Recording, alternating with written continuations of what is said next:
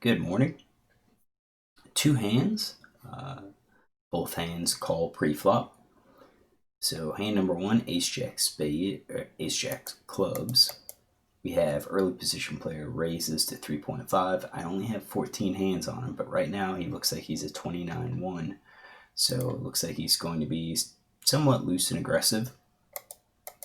We're probably dealing with, since he's not under the gun, we're probably dealing with a somewhat wider range.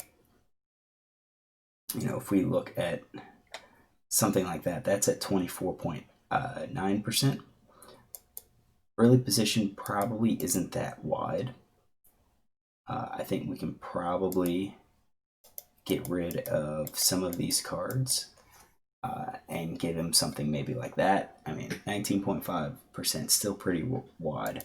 And he raises 3.5, so it's possible that he is aware of position, so maybe raises a little bit larger at 3.5 just to try to encourage folds.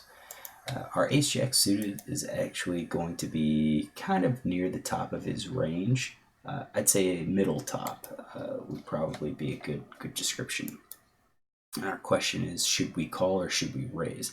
I think folding's out of the question. I think our hand is too strong. We need it. Our hand is too strong and he's too loose to justify a fold. If this guy was maybe like 7%, 4%, then I think we can fold because chances are he's probably never raising with anything worse than an ace jack in that spot. And while ace jack is a strong hand, you have to remember that we're up against a player who's probably open raising a much stronger hand than us. So it's just going to be a losing proposition if we make that call. We're just hoping to catch something on the flop at that point. And we're not going to really be able to use our position because those tight players are more likely to have the large pocket pairs or like ace king in their hand, ace queen in their hand. But this guy is a little bit different. I think he's going to be wider. This may be a little too wide, but I think 17.6 is wide enough for us at this point until we have a little bit more information on this player. So I think calling or raising is going to be justified. Let's look at two players that are left. So we've got a 21-7 in the big blind. He calls two bets 10%. And the small blind is 22-16, calls two bets 15%. We have a lot of hands on both of these players. I do think if we were to look at their position sets, so the small blind, BPIP is 29%. I think we can look at cold call, 16% from the small blind. You can see that maybe he's a little bit looser in the big blind, 8 out of 37, but overall he's going to be fairly tight. So, if we've got ace jack in our hand, it's going to be pretty decent. I think we can definitely raise to get heads up against this loose player. I also think we could probably call and not expect both of these players to call. Maybe one, if that.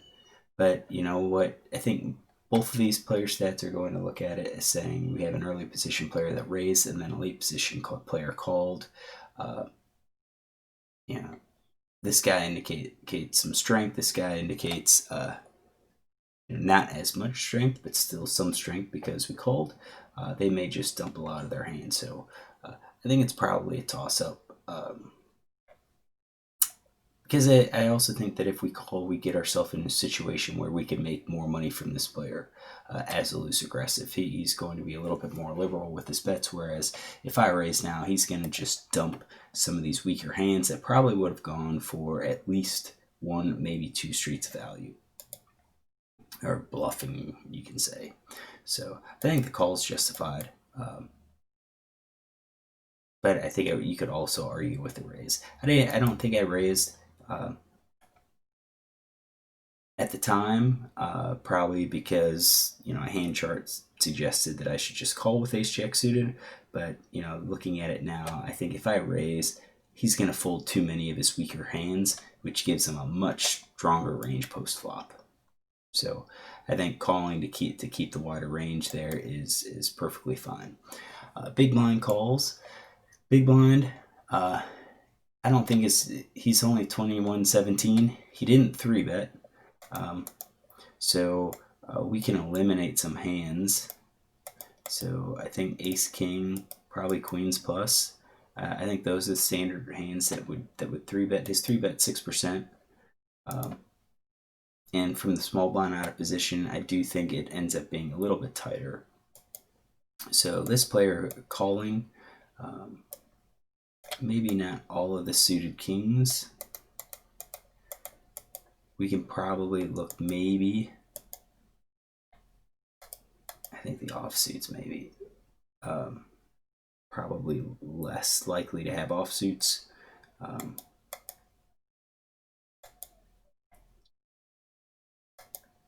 That's 19.6.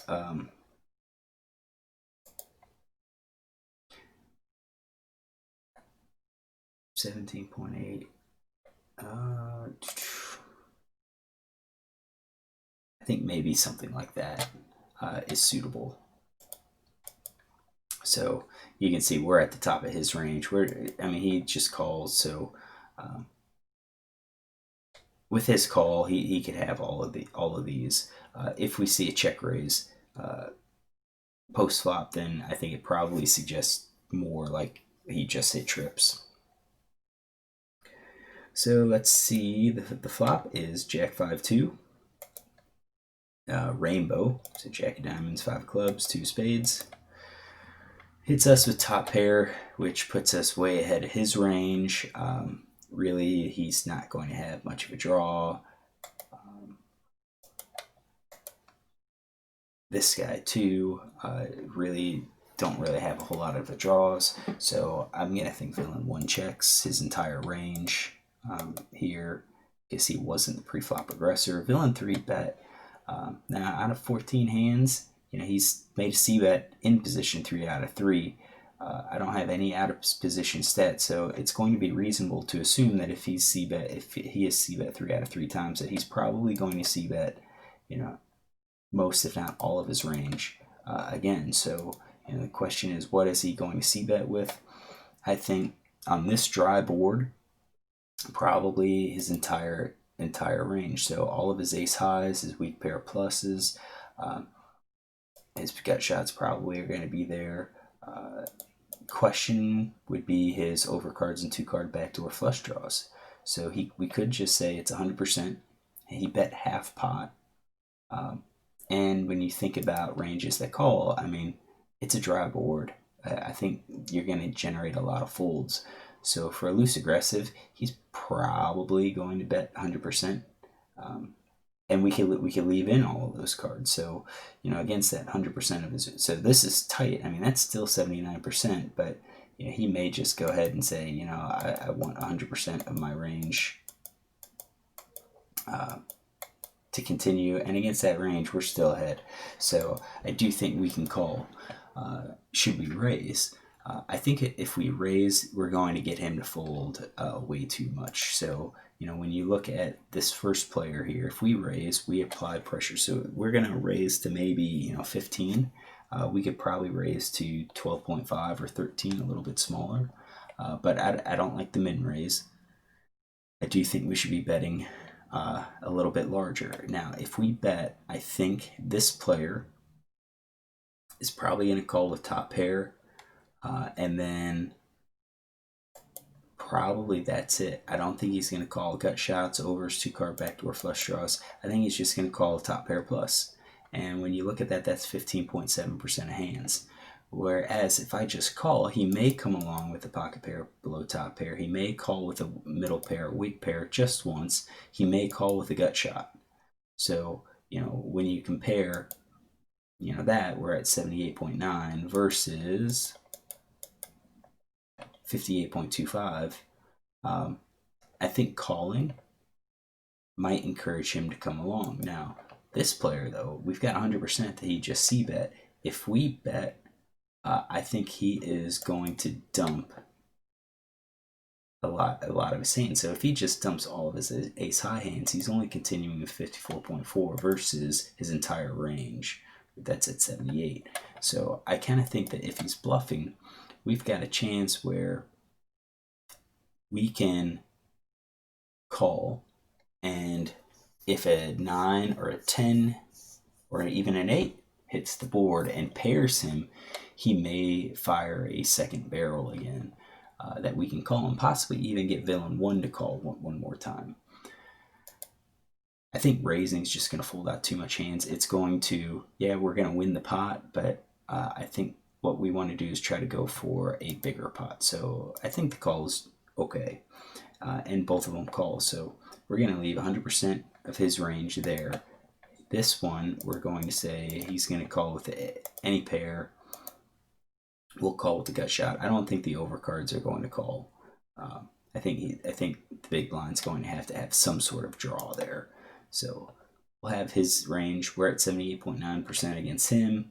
So we're going to be almost 50%, maybe a little bit more than 50% against both, in the hand against two opponents. Turn was 3 spades. We do have to consider the ace littles. So ace 4, 4-6. I think the only one that 4-6 might be the big blind. I don't think villain 3 is going to play 4-6. I don't think he's loose enough to play a suited gapper from early position, at least not a suited gapper down to 6-4. Villain 1 checks. I do think he's probably going to check his entire range. I think this would be the time where if he has a hand, he might go for a check raise. Villain 3 bets. Now, he bet half pot on the flop. This time he bets a little less than half pot. So what is he going to bet this with now? So I think he's, his stats, he did 3 out of 3 on the flop. Now he's doing 2 out of 2 on the turn.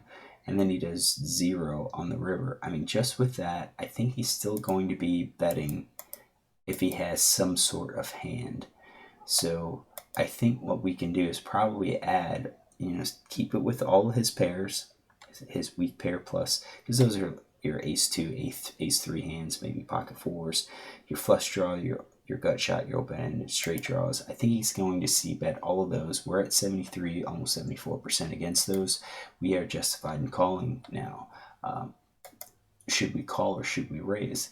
I don't really see any reason to raise at this point, again, because I think if I raise, he's just going to dump a big chunk of his weaker cards. So he's going to, dump all of his pocket pair below top pair. So let's see here. He's going to dump all of those.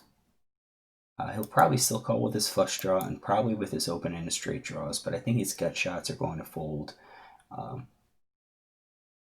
Maybe he'll fold some of his top pairs, so Jack 10 and Queen Jack, but I doubt it. I bet he'll still call. And at this point, our raise is going to look pretty strong, so he may just fold top pair and say, well, I have an overpair, or I have maybe the 4-6, because I did just call. So we went from being in the 70s down to 54%. So I think we fold out too many hands with the raise. And I think we can call, and then if he checks us, maybe bet on the river. I don't think we have any need to really force this guy out with the raise. If he comes along, he's going to be coming along with top pair. He may give up his pocket pair below top pair, or he may come along. So, I mean, it may be there. If he comes along, we're at 67. If he doesn't, we're at 51. I think calling just encourages those weaker hands to call.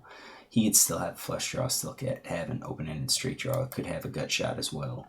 So I kind of think if I call, he may be calling with that range. And again, we're going to be in pretty good shape. We've got top pair, top kicker. And that bet, it doesn't really seem like it's super strong. I'd be a little bit more concerned if this bet was maybe 15, or I should say 16 big blinds, 16, 17 big blinds, maybe 18 big blinds. I'd be a little bit more concerned, because at that point, I think he's betting for value and is would be glad to get folds from the spades and so forth. So I'd probably lean more heavily on top pair plus hands. I just call, which I think is okay, and then villain one folds. So we'll take him out of the equation. So we are now heads up. We're at 73.7%. King of Hearts comes, which looks like it's scary. It's an overcard to our jack, but in order for that hand to hit, you really have. He could have two pair, but if he just picked up one pair now, he had to be betting, overcards, or he had to be betting some sort of weak king. Really, in the overcards are king, queen, king, jack, king 10 suited. Would he be betting these? King, jack, yeah, definitely. I think he would have been betting it, but king 10, unlikely. So we have to kind of keep it in perspective that he didn't have a whole lot of kings in his range. He only had the suited kings, and the only hand that this king really hits now is going to be those king jacks, which are two pair. If it is two pair, I'd probably expect a bet larger than a half size bet. I think with two pair now, I think they're going to go for a little bit more value. So may go for a pot size bet, may go for 2/3 or higher bet. He bets a little less than half pot.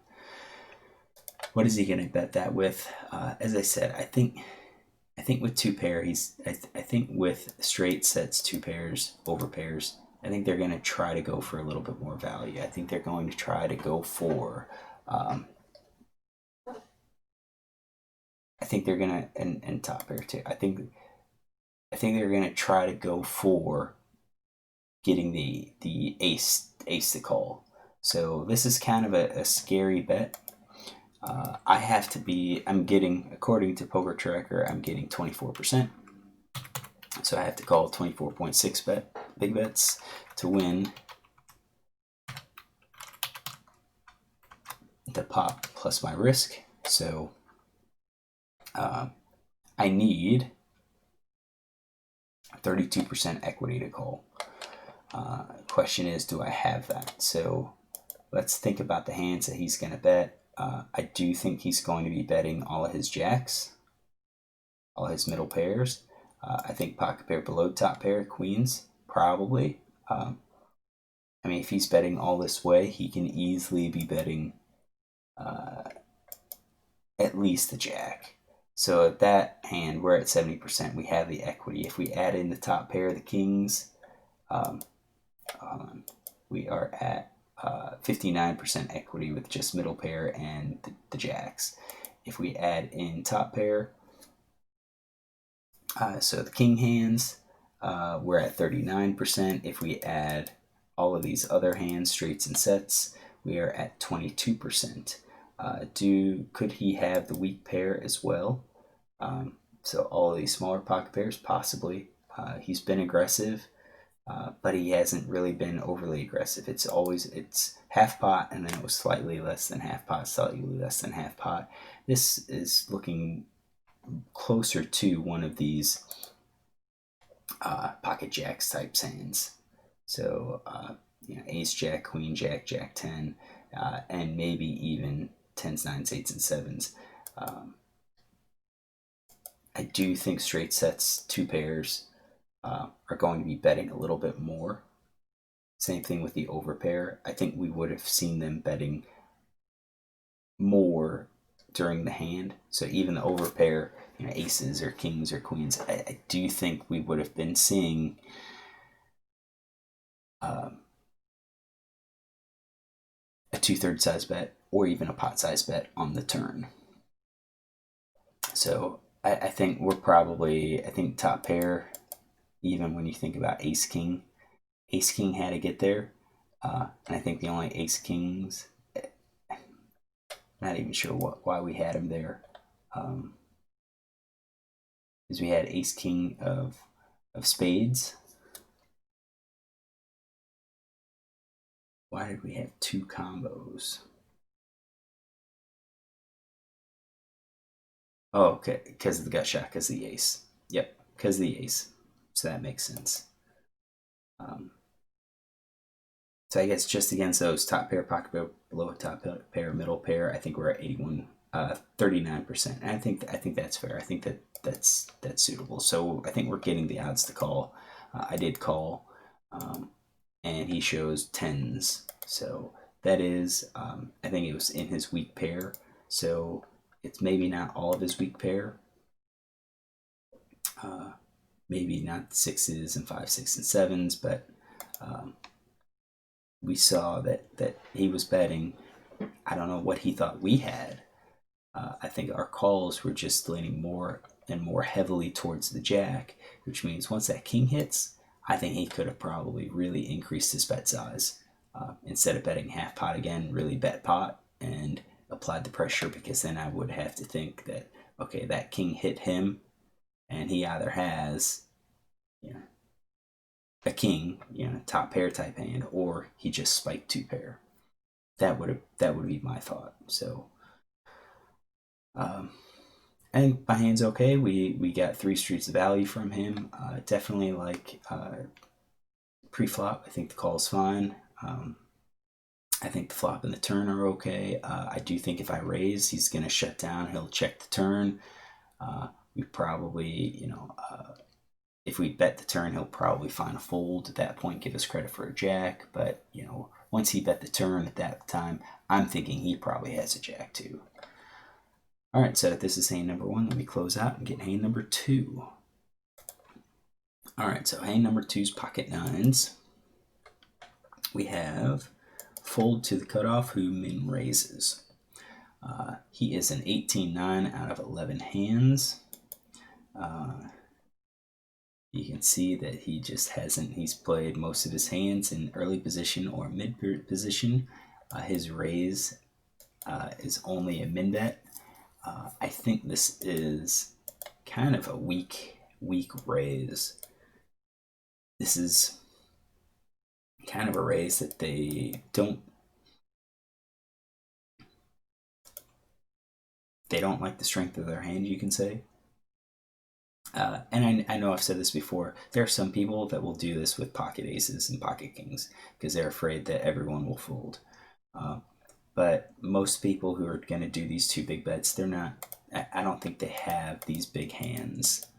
I think those big hands, they're going to raise larger. So at this point, what they're doing is just trying to steal, in position with, a mediocre hand. So, I mean, if we take out those big cards that I think would have bet, larger, and we can be a little bit tighter, then that leaves all these other cards that he wants to play, but he's afraid to raise larger. So this is 19.2%. I think we're going to narrow this down a little bit more. So that's 17. And we may be able to take out these offsuit hands to say 13.9%. So that's a tight range. I think we're going to leave it as a tight range. Now, what do we do with our nines? I think our nines are justified in raising. Because this bet is so small, we don't want to call because that's going to encourage villain 2 to call. It's one more big blind to win 5.5. He's going to get the odds. He's going to call. We're going to take nines, at least 3-way, possibly even 4-way. So I think what I would prefer to do with these pocket nines against this bet and against this player is to raise. And my raise would probably be up to 9 big bets, 9 or 10 big bets.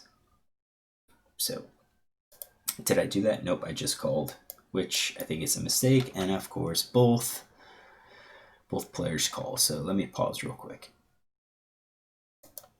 All right, I paused to get my equity calculator up.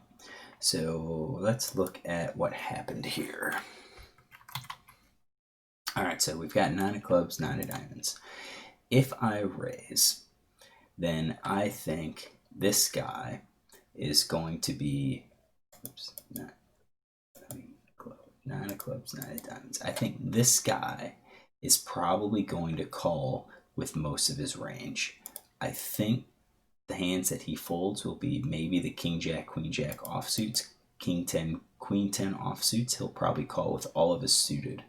So if we just look at that range, we're at 66.9%. That's favorable. We said was his range. So this is his starting range. We're still way ahead of him. So we're going to give him that range. That's the cutoff. And then we have to come up with ranges for these other two players. This guy's really loose. This guy is going to be tighter, but I do think since he only has to call one more big bet, he's going to be just as loose as this other player. So I think we're going to do all suited kings. Now they didn't raise, so let's take out our 3 betting range. You know, queens plus ace king. I think we'll have our offsuit aces in there. We're going to have our suited connectors, our suited 1-gappers, maybe even those. Maybe they're 2-gappers. Maybe the suited queens here, jack 7. Our offsuit connectors, I think, are going to be okay. That's 41.6%. I think that's probably okay. So we're going to give that to the small blind, and then the big blind probably could be all of his suiteds. Could be even more. Could be something like 60, 70, 80% of his range, just hoping to get lucky.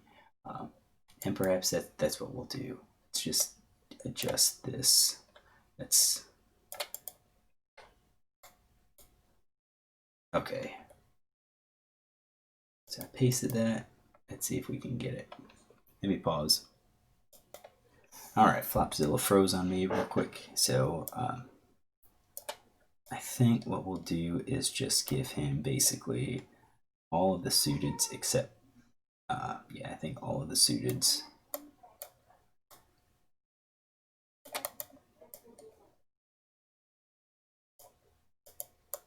Maybe even all of the offsuits. Minus those top ones. So any 2 cards minus our 3 betting range. That could be the big blind. So you can see 9s is 38%, which could have been better. Definitely could have been better. So I do think we missed a 3-bet here. We should have 3-bet. We could have gotten it heads up in position. It would have been much better off. And you know, we also have to look at stack sizes. Now he's at 32.8%. When we raise, if he shoves over the top of us, I think we can profitably call with pocket 9s because he's going to be short stacked, or he's going to call and then he's going to be overly tight because he's afraid to play for a stack, especially with unpaired hands. So small blind bets 2, which is a quarter pot, and then it folds to us. So I think that kind of explains this guy. He missed his flop. This board's going to miss the flop, so he's out. Let's get the small blind. Let's get his range back in here. And let's get those hands out.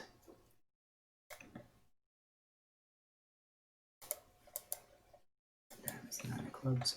All right, so he bets small. So what does he have? All right, so it's possible that he is just bluffing completely on this board. This board is unlikely to hit anyone. So I think a quarter size pot. Yeah, quads, maybe full house, 3 of a kind.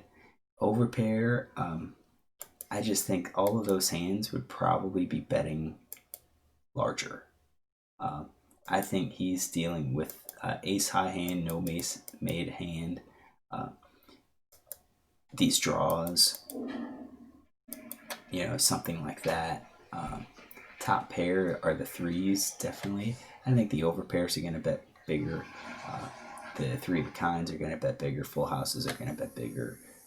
They're betting, I think those types of hands are going to be betting to win the pot, and maybe even the top pair. Maybe these 3s, they're going to bet bigger just to try to get us to fold. So against that range, we are at 80% big time. We're going to leave all the draws in here because, again,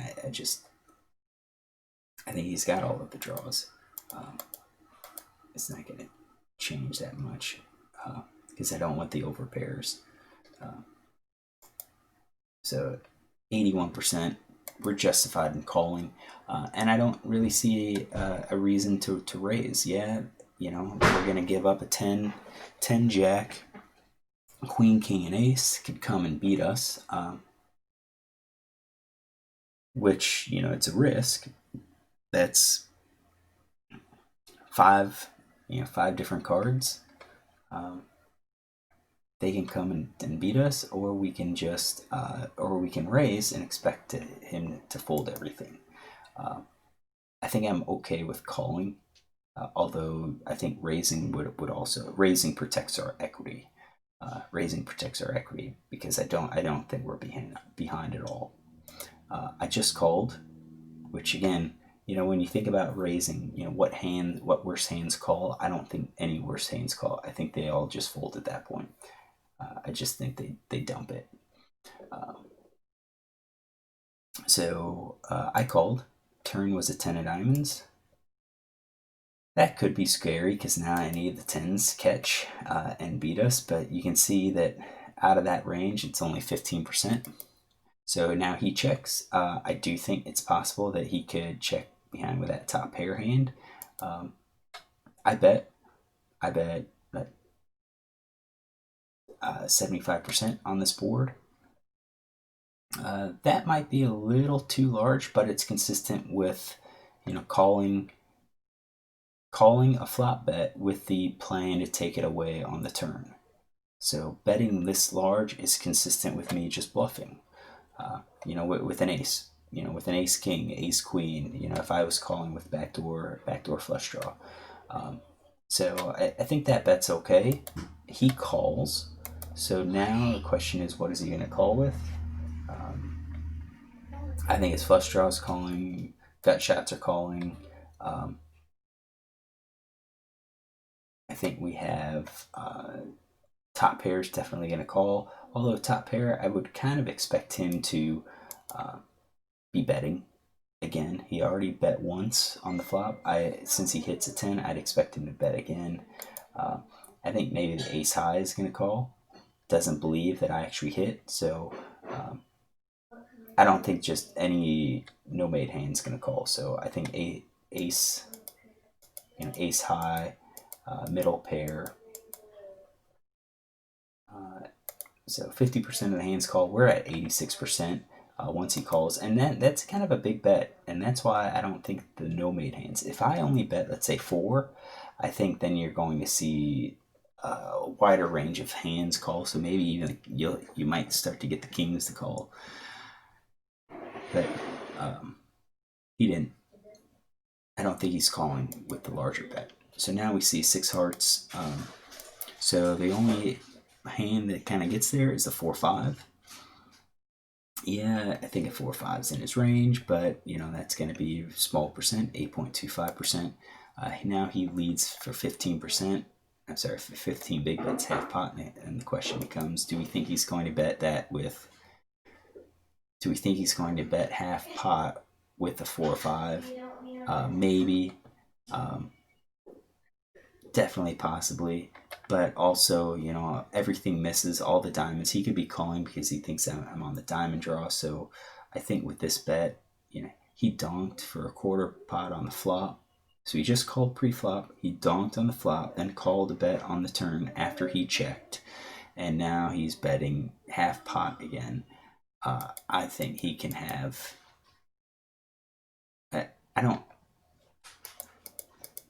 I don't think these pairs are the weak pairs. I don't think they're gonna bet. I think this is almost like it's looking to take down the pot, hoping that I don't have a hand. So maybe just the ace high, because it just doesn't make sense. It's almost like a blocking bet. He thinks I'm bluffing. He has an ace high hand. Maybe I'll call to see if he's bluffing. So we're way ahead. We should be calling this. I don't think we're gonna be losing. Just with the bet sizing. So I called, and he shows ace four of hearts. So ace four of hearts, is that in his range? Yeah, I've got it in his range. And I think it comes down, does that make sense on the river? Or would it, or should his bet have been bigger? I think these weak pair and middle pairs, I think he's in a situation they've got showdown potential. I don't see why he would, bet those hands. And right now, I mean, it's easy to see he donked. He donked small with the gut shot on the flop. He didn't pick up the gut shot on the turn, so he just checked, and then he calls because he thinks I might be bluffing. And then once he missed, his only shot at picking up the pot is to bluff. So I think I don't like his bet sizing. I think his bet sizing indicated he's way too weak. I think if he continues to fire at the board on the turn, I think it's possible that he could have gotten a fold at that point. But the two, small bet, and even if he bet a small again on the turn, I think it encourages a call, and we just, it could either be he's afraid that we have a better hand, and we probably would have called small. But if he bet small and then bet bigger once that diamond came, I think we will probably have to fold. All right, so these were two hands. Hope you enjoyed them. Look tomorrow for a few more.